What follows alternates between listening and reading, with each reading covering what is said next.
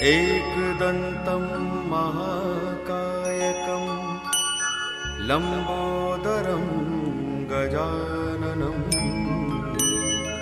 विघ्ननाशकं वरदं देवं हेरम्बं प्रणमामि। गुरु का स्थान हमारे अंदर काफ़ी ऊंची जगह है। गुरु का स्थान हमारे अंदर स्थित है, कोई उसमें नई चीज़ करने की नहीं है। परमात्मा ने हमारा जो ये साधन बनाया हुआ है, ये जो इंस्ट्रूमेंट है, इसको बहुत सुंदरता से बनाया है।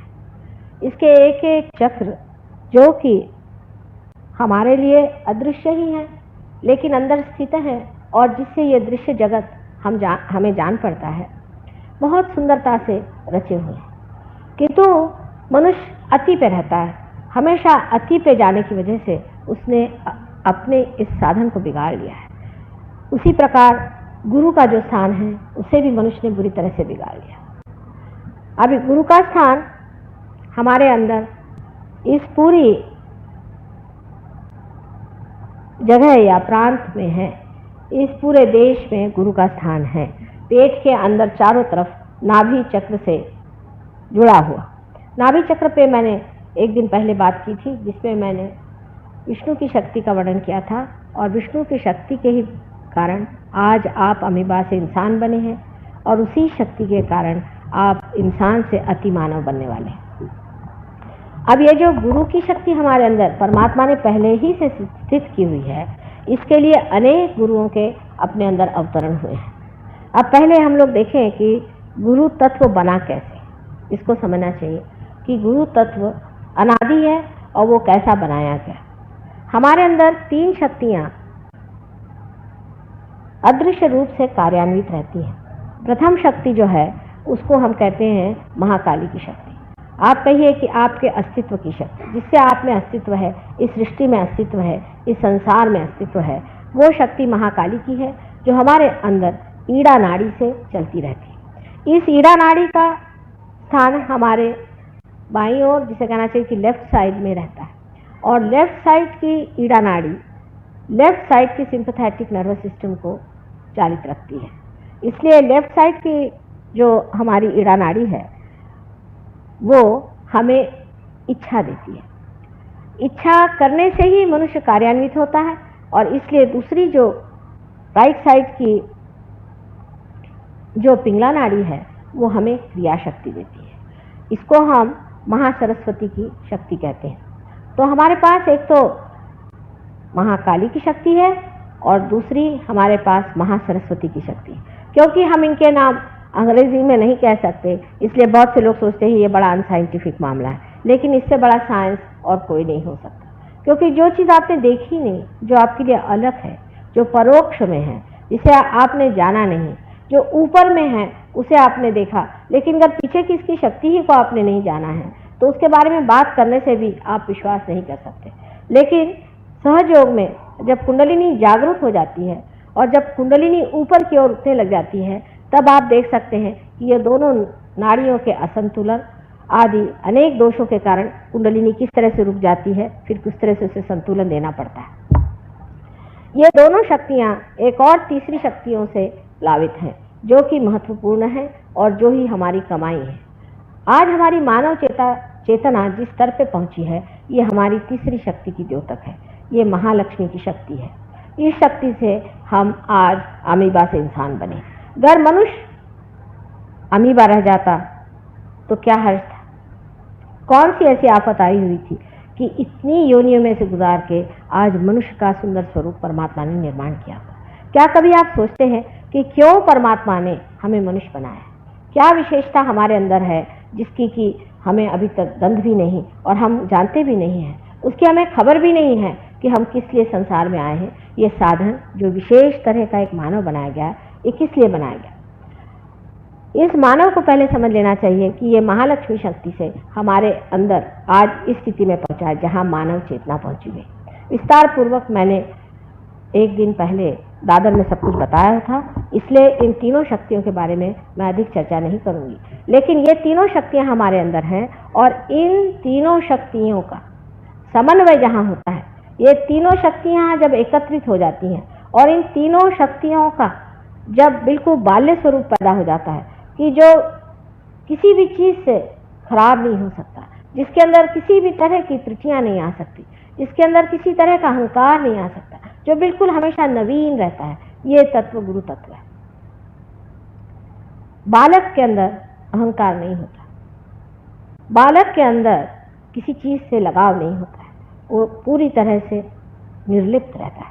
आप देखिए छोटे बच्चे खेलते हैं, खूब नाटक बनाते हैं, क्या क्या चीजें बनाते हैं, उसके बाद उसको लात मार के चले जाते हैं, या ज़्यादा देर थोड़ी देर खेले कूदे, उसके बाद कुछ नाटक किया, उसके बाद सब खत्म हो गया। उनके लिए सभी कुछ नाटक रहता है और वो त्रस्त की जैसे बातें करते हैं। जैसे किसी छोटे बच्चे से कहो कि अच्छा बेटे अब तुम घर जाओ, तो कहेगा कि माँ देखो ये मुन्ना है ना, ये जाएगा नहीं, ये मुन्ना जाएगा नहीं, माने वो कोई और है और ये मुन्ना कोई और है, हमेशा त्रस्त जैसी बात करते हैं। लेकिन जब मनुष्य बड़ा हो जाता है, धीरे धीरे उसके अंदर दो ग्रंथियां या दो विशेष तरह की संस्थाएं तैयार होती हैं, जिसको कि हम अंग्रेजी में ईगो और सुपर ईगो कहते हैं। ये हमारे अंदर जो इच्छा शक्ति है और क्रिया शक्ति है, इसके उपयोग से होती है। अगर मनुष्य बहुत ज़्यादा इच्छा शक्ति से भरा हुआ हो और पूरी समय इच्छाएं करता रहे, तो उसके अंदर सुपर ईगो नाम की शक्ति तैयार हो जाती है, एक कहना चाहिए एक संस्था हो जाती है, और वो संस्था हमारे सर के अंदर इधर से घूम करके इस तरफ में सब छा जाती है, जिस तरह से यहाँ दिखाया गया। दूसरी संस्था हमारे अंदर क्रिया शक्ति से पैदा होती है, जिसे हम लोग अहंकार कहते हैं और अंग्रेजी में ईगो कहते हैं। ये हर इंसान में, जो इंसान कोई सा भी कार्य करता है, उसके अंदर पैदा हो जाती है। यह संस्था का मतलब यह है कि मनुष्य सोचता है मैंने ये काम किया, मैंने मकान बनाया, मैंने ये घर बनाया, उस चीज़ के प्रति एक तरह का कर्तापन जब आदमी में उभर आता है, उस कर्तापन से ही ये संस्था ईगो की तैयार हो जाती है। ये दोनों संस्थाएं जा करके जब सर के या मध्य भाग में, यहाँ फॉन्टेनेल बोन की एरिया में, यहाँ जाकर के एक के ऊपर एक ऐसे जम जाते हैं, तब यहाँ कैल्सिफिकेशन हो जाता है और हमारी तालू बचपन में कोई 3-4 साल की उम्र में पूरी तरह से भर जाती है। पर इसका पूरापन असल में जब हम भाषा खूब अच्छे से बोलने लग जाते हैं और भाषा पे प्रभुत्व पा लेते हैं, तब अच्छे से जम जाता है। उसके भी अनेक कारण हैं, पर आज हम गुरु तत्व की बात कर रहे हैं। अब गुरु तत्व जो है, ये इन तीनों शक्तियाँ, महाकाली, महालक्ष्मी, महासरस्वती, इन तीनों शक्तियों का समन्वय है, और ये एकदम नूतन स्वरूप हमारे अंदर परमात्मा ने समाये हुए। आप तो जानते ही हैं कि दत्तात्रेय जी का जन्म किस तरह से हुआ था, उसके बारे में फिर से मुझे बताने का नहीं, लेकिन ये बात बिल्कुल सही है कि जिस तरह से तीनों शक्तियाँ ब्रह्मा विष्णु महेश जब पावित्र के सामने जाकर खड़ी हो गई, तो उस पावित्र ने उनको वो नूतनता, वो उनका भोलापन दे दिया। वो भोलापन से भरी हुई ये तीनों शक्तियाँ जो हैं, वो एक दत्तात्रेय जी के अंदर समाई हुई हैं, और वो हमारे पेट में कहना चाहिए, जिसे हम भवसागर कहते हैं, उसमें समाई हुई है। विराट के अंदर जो भवसागर है, उसके अंदर ये शक्ति समाई है और ये अनेक बार जन्म लेती है। जैसे आदिकाल से आदिनाथ, ये भी इसी शक्ति के अवतार थे। एक ही शक्ति है, वो अनेक बार जन्म लेती है। आदिनाथ जी जो कि अभी भी जैन लोग वगैरह उसका प्रार्थना करते हैं और उनको मानते हैं, लेकिन वो जानते नहीं कि ये शक्ति का अर्थ क्या है। सबसे पहली चीज़ इस शक्ति में ये है कि ये शक्ति में कोई धर्मांधता नहीं, सन्यासी की कोई जात नहीं होती, कोई वर्ण नहीं होता है। वो सन्यासी का मतलब ऐसा है कि वो सब जाति धर्म सबको मानता है, और अगर कोई भी गुरु अपने को किसी एक विशेष धर्म का अभिनेता समझे, तो समझ लेना चाहिए कि ये गुरु नहीं। गुरुत्व की पहली शक्ति यह है कि उसके अंदर सर्वधर्म का जो कुछ भी निचोड़ है, इसेंस है, उसकी जो नूतनता है, उसका जो भोलापन है, वो उसके अंदर भरा होना चाहिए। कोई भी मनुष्य अपने को किसी धर्म गुरु के नाम से सामने आता है, तो समझ लेना चाहिए कि ये एक झूठा आदमी है, और इसके पीछे का जो धर्म है वो भी महाझूठा है। इसका आपको उदाहरण हम बता सकते हैं सहयोग में, बहुत आसानी से आप समझ सकते हैं। एक महाशय हैं, हमसे मिलने आए थे जब हम लंदन में थे, तो कहने लगे कि माँ मेरे पेट का कैंसर है, मुझे ठीक कर दिया। वो स्वयं मुसलमान है, ईरान के रहने वाले डॉक्टर। मैंने उनसे पूछा कि तुम्हारा किस पर विश्वास है, तो कहने मोहम्मद साहब पे। मैंने कहा कि क्या सिर्फ मोहम्मद साहब पे? कहने हाँ। और किसी पे नहीं? कहने किसी और पे नहीं मेरा। तो मैंने कहा मैं तुम्हारे पेट का कैंसर नहीं ठीक कर सकता, मुझे माफ़ कर, क्योंकि पेट का कैंसर इस तरह के धर्मांधता से होता है कि एक मोहम्मद साहब मात्र हैं। मोहम्मद साहब हैं, ये भी दत्तात्रेय के ही अवतरण है पूर्णतया, और कुछ नहीं। मतलब ये कि वो स्वयं साक्षात दत्तात्रेय, इसमें कोई शंका की बात नहीं, लेकिन वही एक अवतरण नहीं है, इसलिए मोहम्मद साहब ही उनके पेट में जाकर गुस्से हो। समझ लीजिए आप इस देश के प्रेसिडेंट हैं और आप अगर महाराष्ट्र में आए तो लोग आपका आदर करें क्योंकि आप प्रेसिडेंट हैं, पर अगर आप बंगाल में जाएं और आपका आदर नहीं हो तो क्या प्रेसिडेंट साहब आपसे नाराज नहीं हो जाए? उसी प्रकार ये एक ही शक्ति अनेक बार जन्म में आती है, और जब ये अनेक बार जन्म में आती है, हालांकि उसके नाम अलग होते हैं, उसकी जगह अलग होती है, जिस तरह की जरूरत होती है उसी प्रकार ये शक्ति संसार में जन्म लेती है। लेकिन इसका कभी भी अर्थ ये नहीं करना चाहिए कि वो एक शक्ति आई उसके बाद कोई शक्ति नहीं आई। जिस प्रकार कि हम लोग हमेशा करते रहते कि एक गुरु को मान लिया फिर और गुरु हो ही नहीं सकते। अब इन महाशय जी जिनको कि बुरी तरह से तकलीफ थी पेट की, ये 2-3 दिन बाद फिर आए, कहले माँ इसको तो ठीक करना ही होगा। मैंने कहा अगर ठीक करना है तो तुम्हें दत्तात्रेय जी को मानना पड़ेगा, नानक जी को मानना पड़ेगा। वो कहा अच्छा जो भी कहोगी वो मानूंगा मैं। फिर मैंने उनसे कहा कि अब तुम प्रार्थना करो नानक जी से कि मुझे क्षमा करें, मोहम्मद साहब से भी प्रार्थना करो कि मुझे क्षमा करें, और उसके बाद उनका कैंसर भी ठीक हो। आपको आश्चर्य हो गया कि आजकल इतनी संस्थाएं पॉलिटिकल भी, राजनैतिक आदि बन जाती हैं जिसमें लोग ये सिखाते हैं कि इनके धर्मगुरु खराब हैं, उनके धर्मगुरु खराब। वास्तविकता यह है कि इनके जितने भी फॉलोअर्स हैं और जो डिसाइपल्स हैं जो अपने एक धर्म के कहते हैं, मुसलमान उतने ही बुरे हैं जितने हिंदू, हिंदू उतने ही बुरे हैं जितने ईसाई, और ईसाई उतने ही बुरे हैं जितने और धर्म के लोग। इनके जितने भी डिसाइपल्स हैं इन्होंने अपने गुरु को पहचाना नहीं और उनके कहने के अनुसार बिल्कुल नहीं चलता। इसका एक उदाहरण मैं आपसे दे सकती हूँ कि समझ लीजिए कि ईसाई लोग, ईसा मसीह ने अगर कोई बात खास कर कही होगी तो ये कि तुम लोग किसी भी मृत चीज के पीछे में मत जाओ, और भूत पिशाच आदि चीजों के पीछे में तो बिल्कुल नहीं जाना। किसी भी तरह से आपको चाहिए कि आप भूत पिशाच आदि जो कुछ डेड है उसे दूर रहें। इतनी खोल के बात मेरे ख्याल से जितनी ईसा मसीह ने बताई है सिर्फ नानक साहब ने बताई। इतनी खोल के बात बताने पर भी आप किसी भी ईसाई धर्म को जानने वाले या धर्म को पालन करने वाले या किसी भी राष्ट्र में जाके देखो तो आपको आश्चर्य होगा। लंदन में जहां मैं रहती हूँ, हर एक चर्च के अंदर में नीचे मुर्दे गड़े पड़े, आप वहां पांव रखिए तो आपके पैर चटके खाते। हर एक चर्च के अंदर, मंदिर के अंदर उन्होंने मुर्दों गाड़ के रखे। जिस चीज को बिल्कुल मना किया गया था उसी को बराबर ये लोग करते। अब आप हिंदुओं की अकल देखिए, हिंदुओं की अकल उससे भी बढ़ गई। हिंदुओं के लिए बताया गया था कि सर्वधर्म एक ही है, इतना नहीं तो इतना भी बताया गया था कि तुम्हारे अंदर, सबके अंदर एक ही आत्मा का वास है, एक ही परमेश्वर का प्रतिबिंब जो आत्मा है, सबके अंदर एक आत्मा का वास है। अभी जाति पाति लेकर के झगड़ा करने वाले हिंदुओं से बढ़ के तो कोई, जब सबके ही अंदर एक ही आत्मा का वास है, और जब ये भी बताया गया कि तुम्हारा पुनर्जन्म होता है, तब आज आप हिंदू हैं तो कल मुसलमान होंगे, कल मुसलमान है तो परसों ईसाई होंगे, नहीं तो आप कल चमार भी हो सकते हैं, और नहीं तो आप और भी निम्न श्रेणी के हो सकते हैं। बड़े अपने को बड़े बड़े कहने वाले लोग जो कि अपने को बहुत सोचते हैं कि हम बड़े भारी हिंदू हैं, उनका व्यवहार ऐसा है कि चमारों से भी बदतर, उनसे शूद्रों से भी शूद्र, अति शूद्रों जैसे वो लोग आप देखते हैं जो मंदिरों में बैठ करके वहाँ दक्षिणा वगैरह लेते हैं। उनके बारे में आप अगर देखें तो आपको विश्वास नहीं होगा कि इनका और परमेश्वर का कहीं संबंध भी है, कि ये परमेश्वर के दुश्मन यहाँ बैठे। मैं वृंदावन गई थी, वृंदावन में, और जब मैंने देखा तो मुझे बड़ा आश्चर्य हुआ कि जितने वहां पंडे बैठे हुए हैं सारे राक्षस हैं, राक्षस। और राक्षस ही नहीं है, सारे कंस के अनुचर हैं। वो कृष्ण के सामने बैठ करके कृष्ण की बदनामी कर रहे हैं। इतना नहीं, जो जितने भी आते हैं उनके अंदर भूत भर है और सबका सर्वनाश कर रहे हैं। उन मंदिरों में से और उन सुंदर जगहों में से कृष्ण स्वयं उठ गए हैं, वो वहां रहना ही नहीं चाहते, ऐसी गंदी जगह। और आप आंखों से देखते हैं कि आपको रात दिन लूट रहे हैं, आपके साथ इतनी ज्यादती कर रहे हैं, आपको इतना झूठ बता रहे हैं, गांजा और क्या क्या ये चीजें होती हैं वहां बेचते हैं, औरतों को बेचते हैं, जेवर चुराते हैं। कोई चीज उन्होंने छोड़ी नहीं, तो भी हम उनको महागुरु समझ करके सब उनके चरणों में चले जाते। आपने ये सब काम किए, लेकिन आपके बच्चे काम नहीं करने वाले। इसका दुष्परिणाम एक ही होने वाला है। वो दुष्परिणाम ये है कि आपके बच्चे कहेंगे कि ये परमात्मा कोई चीज नहीं, ये सब झूठ बात है, ये एक ढकोसला है। इसका परिणाम अनेक देशों में हुआ है। जैसे हमारे एक शिष्य हैं और वो अल्जीरिया के रहने वाले मुसलमान हैं। वो जब लंदन आए, लंदन में वो हमारे पास आए तो उनका कि माँ मेरा तो विश्वास ही नहीं भगवान। हमारे यहाँ जितने यंग लोग हैं जो पढ़े लिखे हैं, डॉक्टर्स हैं, आर्किटेक्ट्स हैं, वकील हैं, उनका कोई विश्वास परमात्मा पे नहीं। वो कहते हैं ये सब फेनेटिसिज्म है, सब झूठ है, ये पैसा कमाने के धंधे, और ये सारी संस्था ही बिल्कुल गलत है। उसके बाद जैसा कि सहयोग का एक बड़ा भारी वरदान रहता है, वो एकदम से पार हो गया।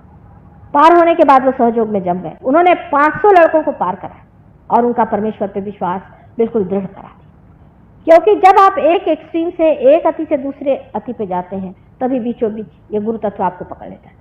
गुरु का मतलब वो होता है कि जो आपको घसीट ले, खींच ले, आकर्षण करे। लेकिन आजकल के गुरु जो आपको आकर्षित करते हैं वो अनेक नानाविध ऐसी ऐसी चीजों से करते हैं कि आप लोगों पे आश्चर्य होता है कि आप ऐसे गुरु लोगों को क्यों मानते। ये तो कम से कम जानना चाहिए कि गुरु के अंदर कुछ न कुछ बेसिकली, जिसे कहना चाहिए मूलतः, उसमें कोई विशेषता होनी चाहिए। गुरु का मतलब है आपसे ऊंचे उठे हुए आदमी, आपसे एक ऊंची दशा में पहुंचे हुए आदमी। आपसे जो निम्न स्तर पे है वो आपके गुरु कैसे हो सकते? जो आदमी पैसा खाता है आपसे, आपके पैसे पे जीता है, जो एक पैरासाइट है, आप कभी किसी के यहाँ जा करके मुफ्त रहेंगे, मुफ्त खाना खाएंगे? जो आदमी जिंदगी भर यही करता आया, वो आदमी आपका गुरु कैसे हो सकता है? वो आपका आश्रित हो सकता है, नौकर हो सकता है। वो आपका गुरु कैसे हो सकता है जिसने जिंदगी भर कोई काम धंधा नहीं किया और सिवाय आपसे पैसा लेकर के उस पर जीता रहा? इस तरह के पैरासाइट आप सुबह से शाम तक पालते रहते और उनके गुरु मान्यता मान करके और उनके लिए दुनिया भर की चीजें आप वहां भेजा करते हैं और उनको पूरी तरह से पूरी करते हैं। यहाँ तक इस चीज का पहुंच गया है मामला कि कुछ कुछ गुरु तो ये है कि अपने को सोने में, तो कभी हीरे में, तो कभी किसी चीज में तौल लेते हैं और वो सारा तौल अपने पास लेकर के कहते हैं कि जो कुछ तुम मुझे दोगे वो तुमको परमात्मा के पास मिलेगा। इस तरह की झूठी बातें अपने समाज में इतनी सुशिक्षित होते हुए भी हम लोग मान लेते हैं। मुझे आश्चर्य आप पे नहीं होता, मुझे ज्यादा आश्चर्य होता है उन परदेशी लोगों पर जो कि अपने को बड़े विद्वान और बड़े डेवलप समझते हैं। इतना गधापंती करते मैंने इन्हें देखा हुआ कि मैं अगर आपको उन लोगों की बातें बताऊं तो आप आश्चर्य पड़ जाएंगे कि इतने हद तक तो आप लोग जाते ही नहीं गुरुओं के मामले में। गुरु पर उनसे कहें तो उनकी विष्ठा भी ये खाने के लिए तैयार रहते हैं, इतनी इन लोगों पे हालत खराब है। तब विचार बनता है कि ये इतने पढ़े लिखे लोग इस तरह से क्यों करते? गुरु तत्व में क्या खराबी आ गई? किस तरह से ये इसको मान लेते हैं? और इसका सीधा सरल, बिल्कुल बहुत ही सरल उत्तर ये है कि ये लोग गुरु तो नहीं है, लेकिन ये हिप्नोटाइज करते हैं। इनमें हिप्नोसिस की पावर होती है जिससे आदमी को हिप्नोटाइज कर देते हैं। हिप्नोटाइज करने से आदमी की बुद्धि सारी नष्ट होकर के वो पूरी तरह से इसमें बहता चला जाता है। ऐसे अनेक गुरु इस कलयुग में पैदा हुए। उसमें से कुछ कुछ तो परले दर्जे के राक्षस हैं जिनको कहने एक बार देवी ने मारा हुआ, फिर से वापस आ गए। और ये राक्षस लोग सारी राक्षसी वृत्तियां, सारी अनैतिकता, हर तरह की चीज आपको सिखाते हैं और आप मुंह बाहे देखते रहते कि क्या मेरे लिए प्रचंड पंडित प्रकांड बिल्कुल वेदांत सुना रहे। गुरु के जो गुण हैं उसमें से पहला गुण यह है कि वो आपके पैसे और आपके धन को ठोकरों पे रखता है। उसके आपके कोई चीज की उसको परवाह नहीं, आप उसको बांध नहीं सकते। वो अपना लहर से चलता है। उसका मन हो तो आपसे बात करेगा, नहीं तो नहीं। आपके आगे पीछे दौड़ने वाला वो नहीं, क्योंकि मैं आपकी माँ हूं, मैं आपको समझाती हूँ और मैं आपसे समझाती हूँ कि बेटे अपने अंदर के गुरु को जानो, अपने रुख पहचानो। लेकिन जो जो मुझे मिले हैं बड़े पहुंचे, वो तो कहते हैं कि इन गधों को 50 गालियां सुनाते, माँ तुम क्यों रियलाइजेशन दे, इनको मरने दो थोड़े देर, इनको ये होने दो। उनके तो वृत्ति ही इतनी अलग है। हाथ में वो लोग एक एक बड़ा बड़ा डंडा, नहीं तो चिमटा लेके बैठते और या तो पत्थर लेके बैठते। कोई आदमी उनके पास आए तो उसको पत्थरों से मांगते हैं, भगो यहाँ से, यहाँ कुछ नहीं मिलने वाला। माँ की दृष्टि और होती है और गुरु की दृष्टि और होती है। और माँ को गुरु जब बनना पड़ता है तो बड़ी परेशानी की बात है। ये हृदय तो इतना भरा रहता है करुणा से और इतना साद्र हृदय रहता है। ये निर्वाज बिल्कुल जो प्यार बहा जा रहा है वो देने के लिए माँ इतनी तड़पती रहती है और उधर गुरुता की वजह से आपके साथ थोड़ा सा डिसिप्लिन भी करना पड़ता है, आपको बताना भी पड़ता है कि बेटा ये गलत बात है। वो कहते भी तकलीफ होती है पर करना ही पड़ता है। ये गुरु तत्व आपके अंदर है, इसका आपने अनेक बार अपमान किया हुआ है, आपके अंदर बसा हुआ है। अब आपको आश्चर्य होगा कि साधारण मनुष्य में भी ये गुरु तत्व किस तरह से कार्यान्वित होता है। जैसे कि आप किसी के घर खाना खाने जाए, अगर आप अच्छे आदमी हैं तो, और अगर आदमी वो दुष्ट प्रकृति का हो या खराब प्रकृति का हो, आप वो खाना पचा नहीं सकते, आपके एकदम उलट जाएगा। आप घर आएंगे कहेंगे बाबा रे बाबा ऐसा पता नहीं क्या था, वहाँ हालत जी मचलने लग गया। कभी कभी तो यह होता है किसी आदमी को देखो और चक्कर आने लग जाता है कि पता नहीं ये आदमी है कौन। इसी प्रकार एक दिन हम कहीं खाना खाने गए थे, तो बहुत ही वो शरीफ आदमी लग रहे थे, उनकी बीवी थी, 3 बच्चे थे, बड़े शरीफ कर बन के घुमा करते थे। और जाते साथ मेरी हालत खराब हो गई, मैं साथ से कहा चलो अब घर मेरे बस का नहीं। कहा भैया ऐसा कैसे, अब तुम तो चीफ गेस्ट हो यहाँ पर। मैंने कहा चाहे जो भी हो, मेरा हाल खराब हो, घर चलिए, आप मेरे बस का नहीं। यहाँ तो कुछ बड़ी आतंक की बात चल रही। जब मैं घर पे चली आई, उसके बाद 8 दिन में एक छोटी सी लड़की, हमारी लड़की साथ पढ़ती थी, वो आई। तो मैंने उनसे पूछा, उसका भी नाम वही था जो इस महाशय का था। तो मैंने कहा क्या तुम इन्हें जानती हो? कहले वो तो मेरे पिता है। मैंने कहा तुम्हारे पिता है कि तुम्हारी ऐसी दशा क्यों?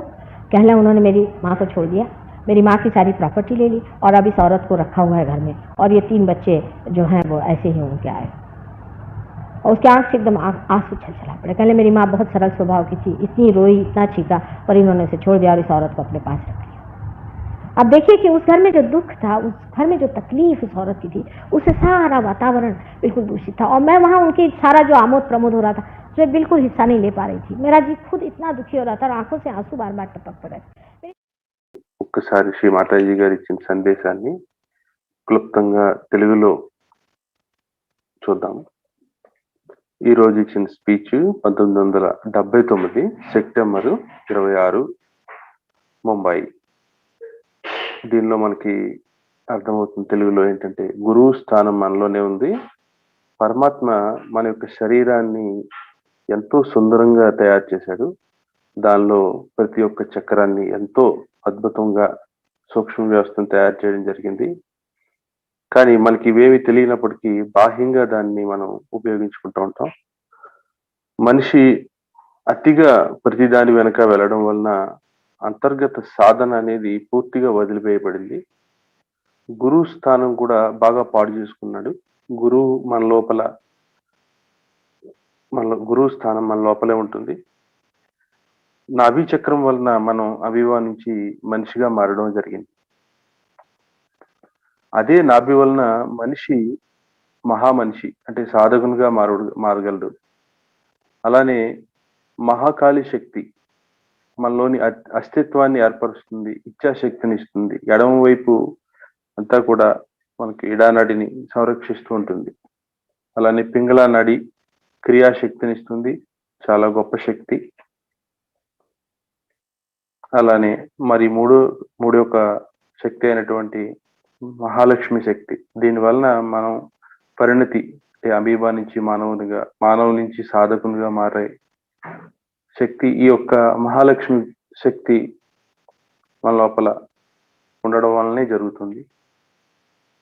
దీని వలన చేతనా శక్తి ఏర్పడుతుంది. ఈ 3 శక్తుల కలయిక గురువు శక్తి. పవిత్రమైన శక్తి, అబోధితమైన శక్తి. ఇది ఒక చిన్న పిల్లవాని మనస్తత్వం లాగా, దేనికి అటాచ్మెంట్ లేకుండా ఆనందంగా ఉండేటటువంటి గురువు శక్తి. మనిషి ఎక్కువగా ఇచ్ఛలను కలిగి ఉన్నప్పుడు మనలో ప్రతి అహంకారం ఏర్పడుతుంది. మనిషి ఎక్కువగా క్రియాత్మకం అయిపోయినప్పుడు మనలో అహంకారం ఏర్పడుతుంది. ఈ 2 మనలను దైవీ శక్తి నుంచి, అంటే మన తలలోని స్కాల్పికేషన్ అన్నారు, ఆ దైవీ శక్తి నుంచి వేరు చేయడం జరుగుతుంది. మన భవసాగరంలో గురుతత్వం ఉంటుంది. ఈ గురుతత్వం అనేక సార్లు భూమిపైన జన్మ తీసుకుంది. ఒకసారి శ్రీ మాతాజీ గారి దగ్గరికి ఒక ముస్లిం సంబంధించిన గురువు వచ్చి ఉదర సంబంధమైన క్యాన్సర్ ని సరిచేయమని అడిగాడు. అతనితో శ్రీ మాతాజీ గారు, నీవు ఎవరిని నమ్ముతావు అంటే, నేను మహమ్మద్ను ఒక్కరిని నమ్ముతా అన్నాడు. అయితే శ్రీ మాతాజీ, నేను నీ యొక్క క్యాన్సర్ ని సరి చేయలేను అని చెప్పారు. అయితే అతను 2 రోజుల తర్వాత మళ్ళీ వచ్చి, శ్రీ మాతాజీ దయచేసి నాకు సరిచేయండి అని అడిగాడు. అయితే నువ్వు తప్పనిసరిగా ఇతర గురువులైన నానక్ని గాని, జనకుండు గాని, ఇలా నువ్వు వారిని కూడా నువ్వు నమ్మాలి అన్నారు. అప్పుడు సరే నేను తప్పనిసరిగా నమ్ముతాను అన్నాడు. అలా మనలోని గురుతత్వానికి అన్ని అవతారాలను కలిగి ఉంటుంది. ధర్మాలను ఎప్పుడు మనుషులు సరిగా అర్థం చేసుకోలేదు. క్రిస్టియానిటీలో ఏదైతే డెడ్ ది దూరంగా ఉండమన్నారో అవే వాళ్ళు ప్రతి చర్చిలు కట్టడం, ఆ ఒక డెడ్ సమాధుల పైన అన్ని చేయడం జరిగింది. అలానే హిందూ మతంలో అన్ని ధర్మాలను సమానంగా ఉండాలి అంటే వాళ్ళు జాతులు ఇంకా కులాలు ఇవి చాలా గొప్పవని వాటికి అటాచ్ అయిపోయి ఉన్నారు. అలానే బృందావనం వెళ్తే అక్కడ పండితులు గాని వాళ్ళు కేవలం కర్మకాండలకే పరిమితం అయిపోయి ఉన్నారు. అక్కడి నుంచి శ్రీకృష్ణుడు నిజానికి లేడు, ఎప్పుడూ వెళ్ళిపోవడం జరిగింది. గురువు అంటే చాలా గొప్పగా ఉండాలి. మన యొక్క ధనం పైన ఆశ గాని, మనుషుల నుంచి వచ్చేటటువంటి వస్తువుల పైన ఆశను కలిగి ఉన్న వాళ్ళు గురువులు ఎలా అవుతారు? ఆధునిక సమాజంలో మోసపు గురువులు మన యొక్క వస్తువుల పైన, ధనం పైన, బంగారం, వజ్రాల పైన వాళ్ళు ఆశించి ఆధిపత్యంతో ఉంటున్నారు. వాళ్ళు గురువు కాలేరు. వాళ్ళు నిజంగా చెప్పాలంటే ఇంతకు ముందు అవతారాల్లో దేవి చే శిక్షింపబడినటువంటి రాక్షసులు తిరిగి ఈ సమయంలో ఈ మోసపు గురువులుగా అవతరించి ఈ కలియుగంలో సామాన్య ప్రజలను మోసం చేస్తున్నారు. ఈ విషయాన్ని నేను మీ తల్లిగా చెప్పగలను. నేను మీ తల్లిని మరియు మీ కాపాడే గురువును. జై శ్రీమన్.